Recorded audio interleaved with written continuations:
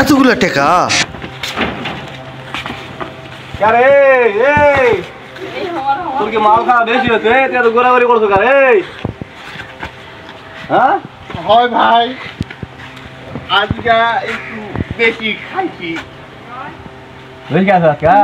দাদা বেশি আর খাইস না, কম করে খা। দা মাতলাম করি না। আজকে একটু বেশি খাইছি তো। যা মারে মারিস তো। যা